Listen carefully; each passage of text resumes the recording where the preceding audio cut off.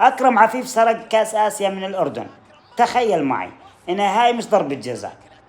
يا زلمة يا دوب لمس رجله وإجا هو وقع حاله بالعماد وجاب الهدف الأول. هون يا معلم يزن نعيمات علمهم اللعب، مش ضربات جزاء، استلام بعدين تسجيل هدف خرافي. هون يا كبير الكرة أصلا مش لامسيته، بعيدة عنه كثير وهو وقع لحاله.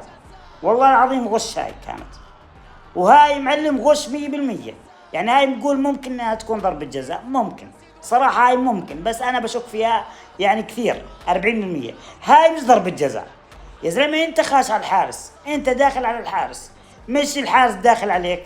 والكرة اصلا يا معلم لمسها الحارس قبل ما يرتطم فيها اكرم عفيف.